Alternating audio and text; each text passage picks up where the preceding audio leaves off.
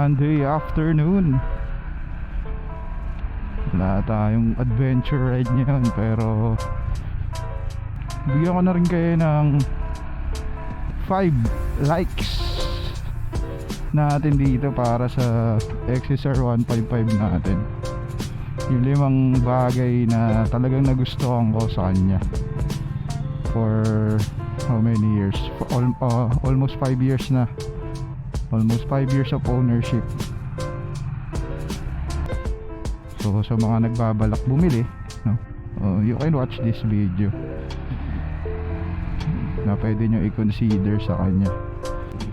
So number 1, isa sa pinaka nagustuhan ko dito sa kanya, kaya may XSR natin, is yung fuel efficiency niya. So sobrang tipid. So city driving, around nasa 42 to 44 siguro ako before. Pero napansin ko sa kanya nung nagpalit ako ng mas malapad na gulong, naging 40 na lang. Pero pagka mga long drive, mga long stretch, ang pinaka mataas na nakuha ko sa kanya is 51 kilometers per liter, no? So ganun siya katipid. Nagawa ko yon sa may nung kami Sagada Mountain Province, no? Number 2 naman, maintenance cost. Napaka mura ng maintenance ng isang Yamaha XSR 155.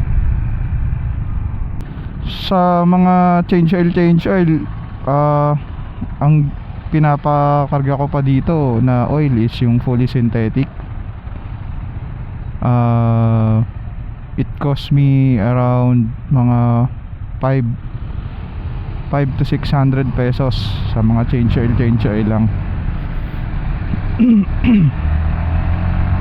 Tsaka change oil din, palit ng ng oil filter, no? So ganun lang siya kamura. Tas every 1,500 odo, chine-change oil ko siya, pinapa-change oil ko siya. So ganun lang yung cost nung nung maintenance. Pangatlo na tayo, sleeper clutch. Yung sleeper clutch kasi sa mga manual motorcycle, kapag nag-shift kayo ng gear na hindi kaagad, na hindi nyo masyadong na diinan or na press ng maigi yung clutch nyo, parang magkakaroon ng jerking dun sa mga lumang motor or sa ibang motor. Parang or pag nag-downshift ka, parang mahahatak yung katawan mo. Hindi mo mararamdaman yun sa kanya. So yun yung use ng sleeper clutch. So number 4, pang-apat, napakadali niyang i-drive. Actually, yung pagkaka-purchase ko na itong motor na to, hindi naman biglaan, pero naghahanap na kasi talaga ako ng motor ng time na yun. 2020 pandemic time yun. So meron akong isang motor na gustong gusto sa Yamaha before, which is yung Yamaha MT-15. Actually same engine sila nung Yamaha XSR 155. Same engine, different lang sila, different looks. So yun talaga yung gusto ko, yung natitipuan kong motor noon. Edi nag-inquire na ako iba't ibang dealer, iba't ibang Yamaha store or shop. Laging walang available. So sabi ko, mukhang hindi talaga sa akin yung pagmumotor. Then nag-iwan kasi ako ng isang contact number doon sa isang napuntahan ko na dealership ng Yamaha. Kinontak niya ako noong time na yon. Akala ko meron ng available na MT-15 na available, pero wala pa pala. may inoffer siya sa akin. Inoffer niya sa akin tong Yamaha XSR 155. I don't have any idea kung anong itsura talaga niya. Kasi nung time na yun is maglo-launch pa lang yung Yamaha XSR 155 dito sa Pilipinas. So ilo-launch siya ng Friday night, yung XSR 155 dito sa Pilipinas. Binili ko siya ng Saturday. Na-purchase ko siya ng Saturday na. Wala akong test ride, hindi ko nakita itsura niya personal, walang ganun. So by the time na kukunin ko na yung XSR, naka down payment na ako nun, doon ko lang siya on the spot nakita kung kung maganda ba siya or wala talaga akong idea. Tas first time ko mag manual motorcycle nun. Nagmamotor-motor naman ako before, pero hindi, kasi nga dahil nga wala akong sariling motor, hindi ako ganun kasanay magmotor. Yung experience ko is medyo konti lang talaga sa pagmumotor. So kaya ako nasabi na as a beginner, maganda siyang motorsiklo kasi matututo ka talaga sa kanya, masasanay ka sa kanya. Very basic, madali mo siyang matututunan manehuhin. So good talaga siya for beginner din. Number 5, pang 5 na tayo. 5 panlima natin, syempre yung looks, yung pogi looks. Yun yung isa sa mga likes natin, di ba? Sabi nga ng iba hindi na maluluma ang luma. Yung pagiging retro looks niya, nandun talaga. So siyempre meron na tayong 5 likes. Siyempre meron din tayong mga dislikes about this XSR 155. Isa-isahin ko din, no? Unang-una sa dislike ko sa kanya is yung suspension, yung shock suspension niya, yung mono shock. Medyo matigas talaga, may katigasan yung suspension niya, no? So pagka nalubak ka, talagang ramdam mo yung alog. Aalog talaga yung utak mo. Number 2 na dislike ko sa kanya, seat height.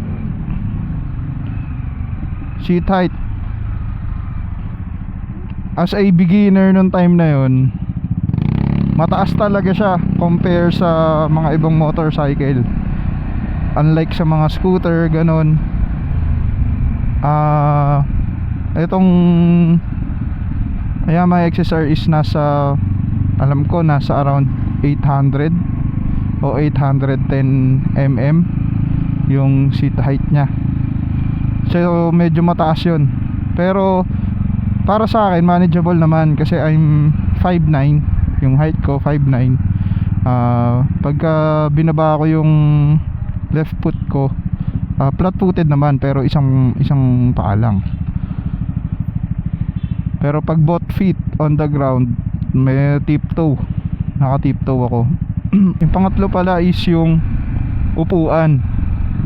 Yung upuan mismo na itong Yamaha XSR natin, yung stock pa rin naman to, may katigasan din siya, no? So hindi ganun kalambot like yung Ducati Scrambler. Yung Ducati Scrambler malambot, ultimo, tas ang ganda pa ng play na suspension nun. Pero itong Yamaha XSR natin, matigas yung upuan. Isa sa dislike natin is no ABS. May sleeper clutch to pero walang ABS. Unlike sa mga scooters like NMAX or mga automatic, Aerox, NMAX na Yamaha, may mga ABS na ino-offer. Pero si XSR 155 wala.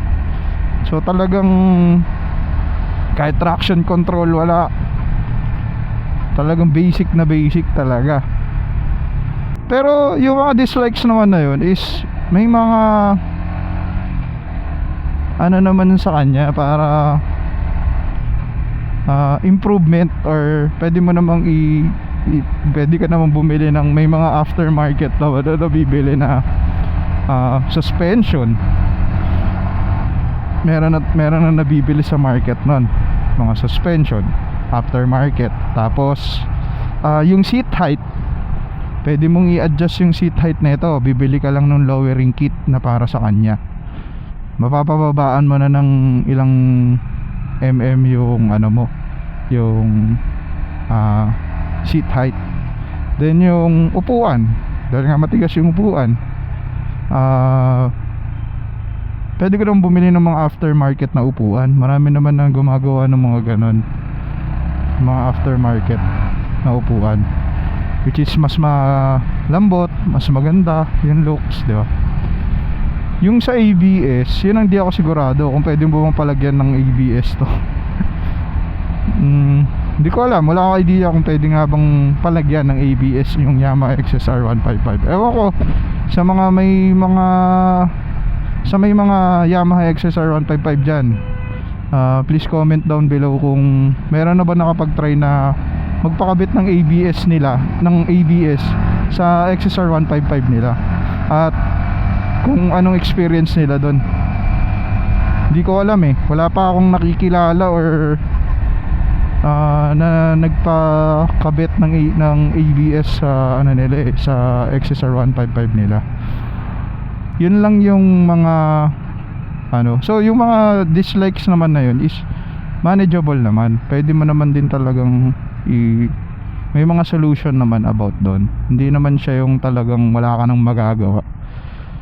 So, tsaka pagka Yamaha XSR 155 ka rin naman, most of the owners is talagang inaayusan siya, pinapaganda siya.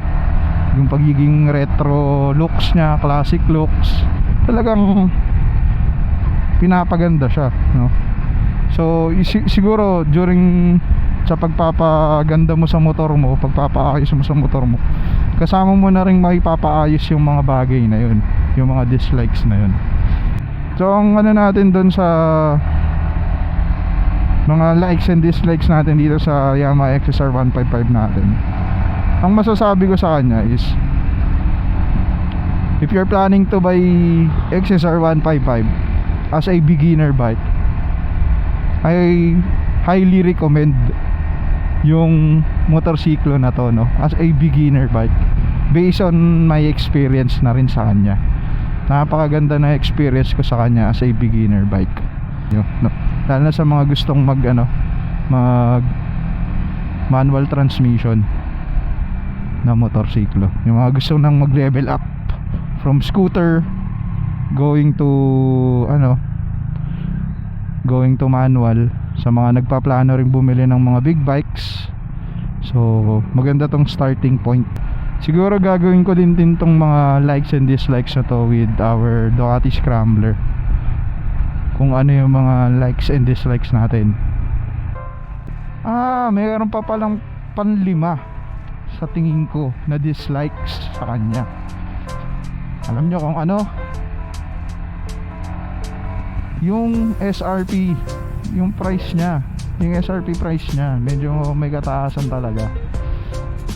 So isa yun sa talagang dapat nyo i-consider if you're going to buy Yamaha XSR 155, kasi sobrang laki ng price difference niya sa mga ibang patapat niya na motorcycle, lalo na sa 155cc category na motorsiklo. So yun lang guys, I hope makatulong sa mga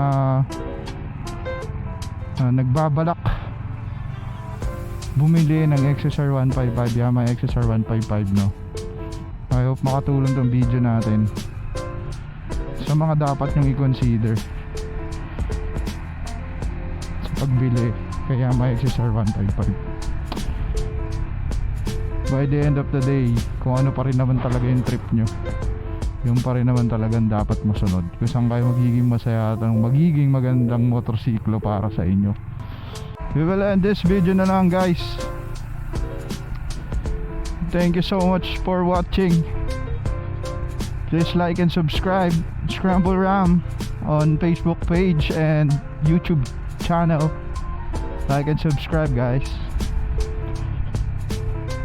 Happy Sunday, everybody. Happy Sunday.